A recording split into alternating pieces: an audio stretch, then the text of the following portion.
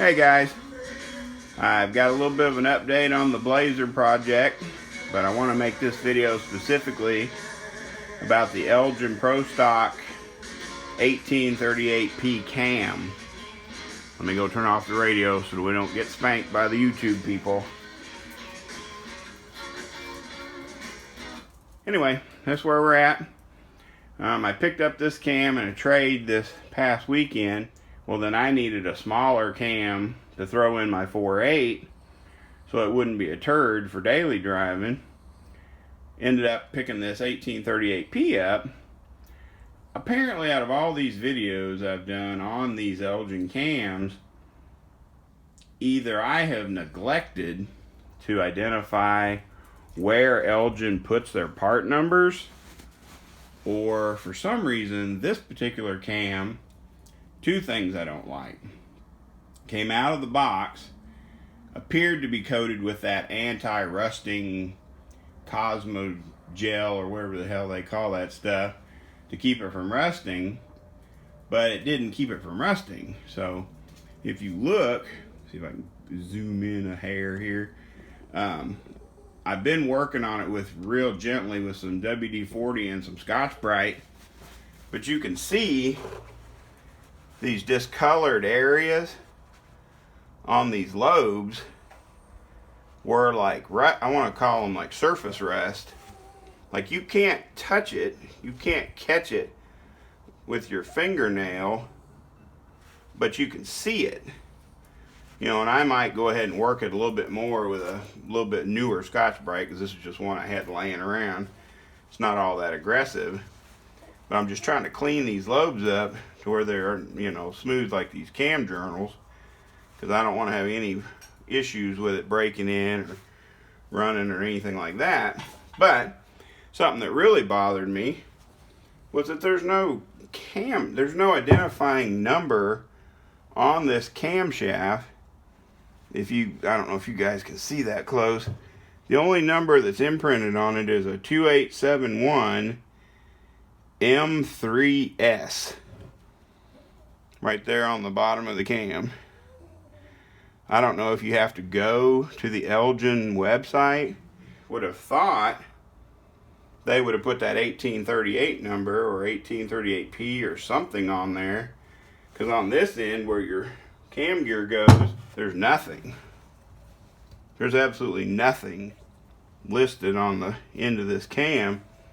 There's nothing down the shaft. One casting number I found earlier when I was scrubbing this thing, which was just like a nondescript RO92090 right here, which I'm going to assume is some kind of just raw casting number for these cams.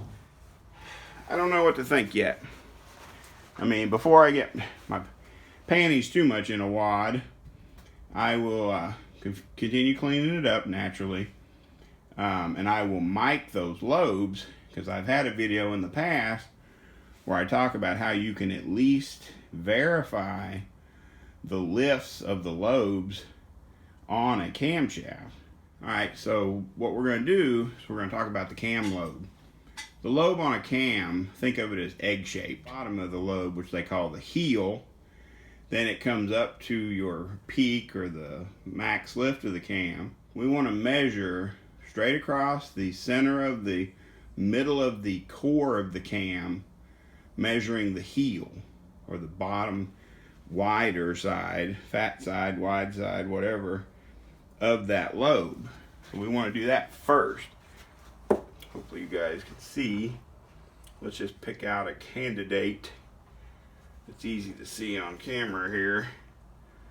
So we want to find out, let's just do this one right here. So what I'm going to do is turn it upside down. I'm going to use this lobe, and I know that thing is pointed straight towards the table, so that will be my back side.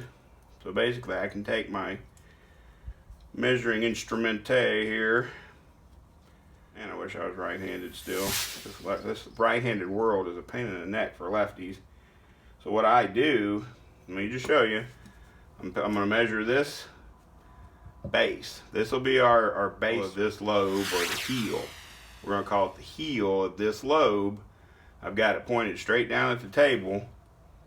So then I will just gently, my calipers on there. 1 inch, 512,000, okay? So then we would either remember that number or we will write it down, whatever. 1 inch, 512 thousandths, okay? So now, here's our lobe that we were measuring. What we're going to do now is we're going to roll it around where we can see the heel and the peak, okay? The highest point of the lobe and the lowest. So you're going to see the heel and the peak. This part is a little bit on feel because it's round, okay? Let's just be obvious here.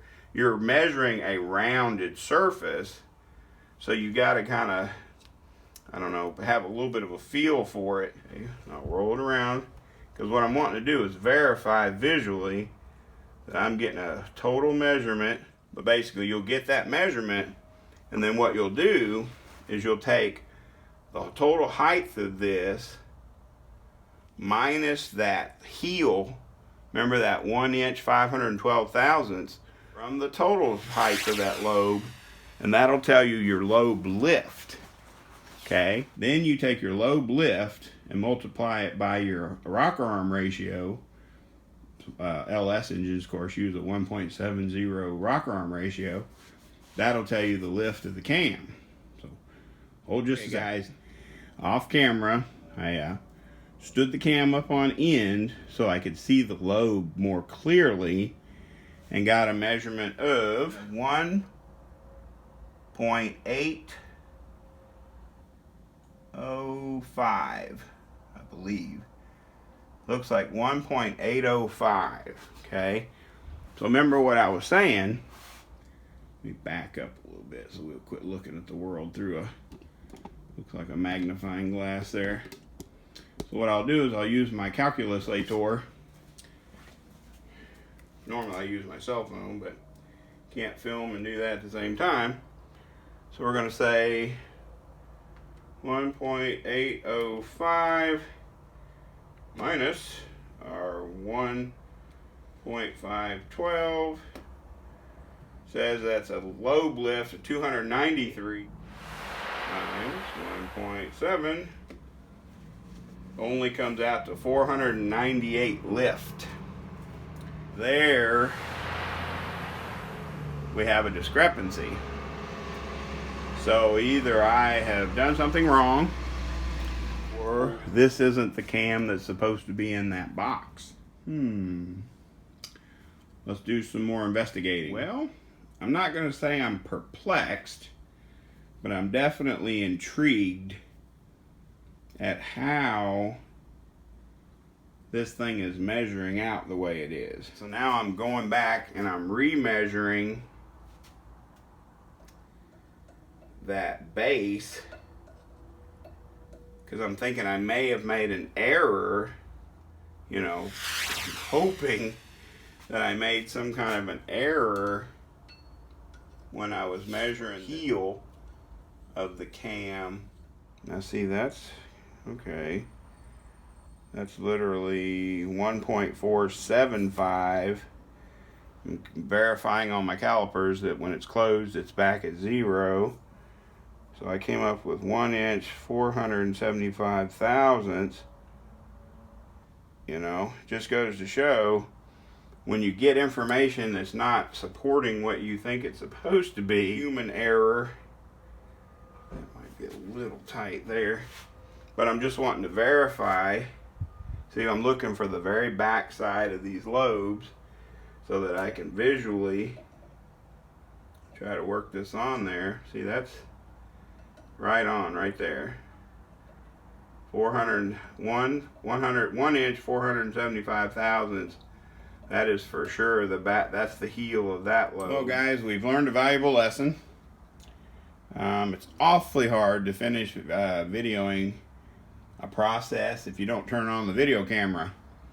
So I went in to put up the video on this cam, and got to the end of the editing part of it, and I thought, where's the end of the video? There's nothing there.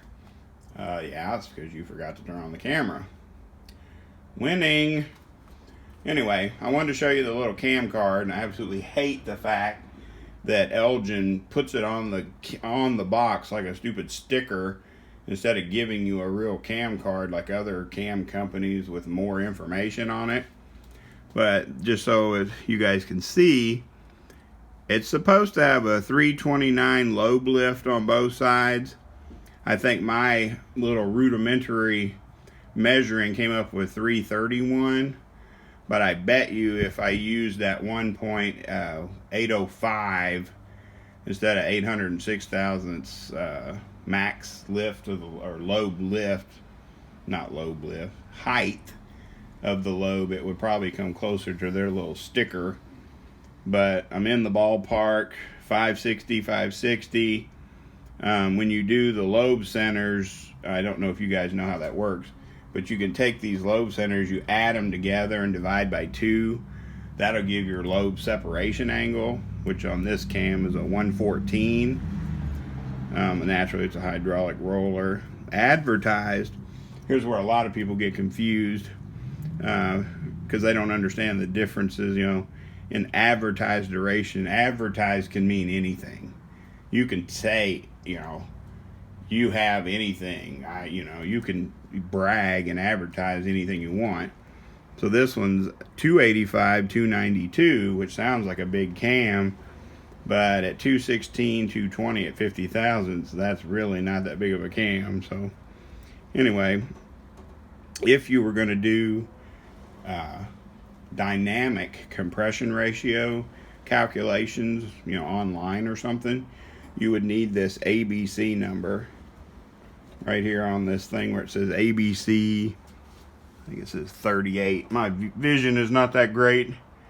Yeah, your ABC number you'd have to do your dynamic compression ratio, which is the compression ratio the engine sees while it's running.